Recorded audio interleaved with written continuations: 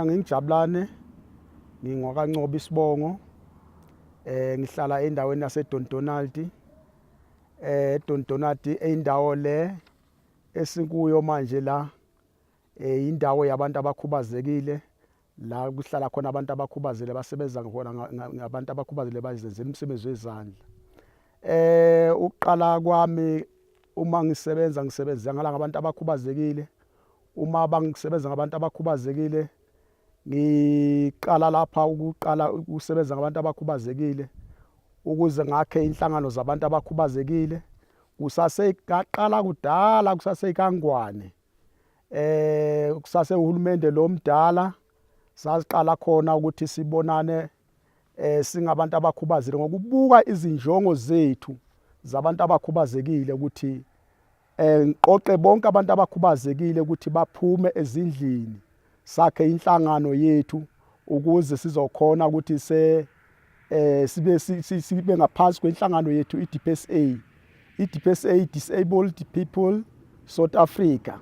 Le nhlangano le iDPSA sase iDontonaldi Disabled Group yase iyajoyina iba ngama imember kuDPSA lapha eMpumalanga. Ngokuba sihamba nama-wheelchair singena odakeni sase siyabona ukuthi ngcono sihlanganeni singabantu abakhubazekile ngabakhipha abafowethu ngathi abaphume ezindlini ukuze bakhone ukuthi sihlangane sakha le Dontonaldi. Sithe mase siqeda lapho kwakha lenhlangano sase siyaphuma mina ngokwami sahlangana nabanye abafowethu kangwane njengoba sibaningi kangaka lapha kangwane. iCPR iqale eNkomazi. Uma kubonakala ukuthi iyaphayrota le CPR sase nangapha ngakithi kwabonakala ukuthi ngcono vele isale nangapha ingene ngapha ngakithi kwendawo zangapha ngakithi ngapha kuBoDontoni kwaMhlanga nabo Emelo. Sase siyaqala lapha iDPSA ukuthi ke ibone ukuthi lamafandi sawathola ku department yaka social yaka health ngoba saba nobudlelwano ne department yaka health ukuthi sicela ukuthi lapho isisize ngoba kubonakala ukuthi le CPR ama field worker nama physiotherapy. Ama physiotherapy awakhona ukuthi asebenze kahle angekho ama field worker. Kwabonakala ukuthi ngcono kube khona ke le CPR. Uma sesenzile le CPR ke sase siyahlangana nama field worker ke nama CPR singama field worker ne department ukuthi kwakheke iDPSA iyakheke le CPR. Kungako le CPR isebenza ngokubuka izinsiza zegovernment abantu abakhubazekile bayithola yini na, okufana nama-wheelchair, ama-crutches, ama-hearing aids, zonke lezo zinto lezi zisetshenziswa abantu abakhubazekile. Sase siyabona ukuthi ke manje into engcono ke ngcono uma thina njengama CPR sikhiphe labantu lapha emakhaya ngoba emakhaya wawuthola ukuthi kunabantwana abantu abakhubazekile abavaleleke ezindlini ukuthi sibakhiphe labantu lapha sikhulumisane nalabazali nale community ukuthi ikhiphe labantwana noma abantu abakhubazekile baye ezikolweni bathole wonke ama field worker ngokuhlanganyela ku-CPR ukuthi labantwana bonke abantu bazokhona ukuthi bathole izinsiza zegovernment. Kungako ke le CPR njengamanje iyasebenza ngaleyo ndlela leyo ukuthi ke sikhone thina ukuthi sikhiphe labantu sibamikise lapha kufanele sibarefele kuma department ahlukahlukene ukuthi bathole lezi zinsiza zegovernment. Ngiyabonga.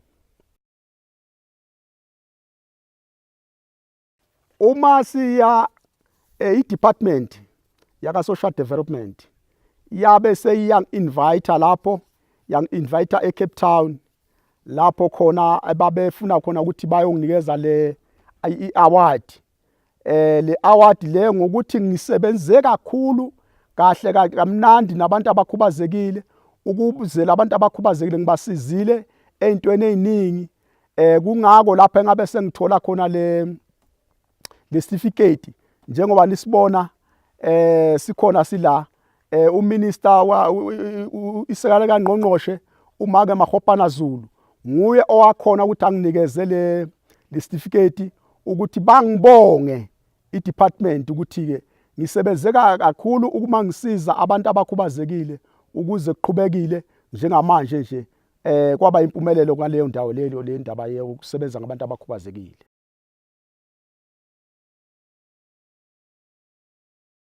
Umlayezo wami enginawo maqondana nabantu abakhubazekile, ngifisa ukuthi i-community ayizame ukuthi ayiyekele lokuthi uma ngabe ivalela abantu abakhubazekile bafihle ezindlini nabantwana, ukuze labantwana ukuthi babakhiphe baye ezikolweni bakhonti bafunde bafanane nabanye abantu. Ngoba manje sengizamile ngawo wonke umzamo wami ukuthi ngikhulumisane nezikole. Izikole zonke manje sezakhiwe manje irempu manje ukuthi bantwana bonke bakhona ukuthi mabefuna ukuyofunda bakwazi ukungena lapho bakhonti bayofunda. Ngigcizelela ukuthi ke ku community nakubantu abakhubazekile mabaphume mabeze ema center, ngoba la ema center kukhona lapha abakhona ukuthi basizakale khona benze umsebenzi wezandla, bangahlali ngoba uhlele ekhaya uze ugcina vele ubona ukuthi lezi insizi lezi ezikuphethe zibese zihlala kuwe ngaso sonke isikhathi. Manje umlayezo wami ukuthi ke abazali abakhipha abantu abakhubazekile ezindlini, bangabavalele endlini ukuze nabo batholakala ukuthi bazothola izinsiza ezifanele. Yiwo umlayezo wami enginawo ku community yami lena enginayo. Ngiyabonga.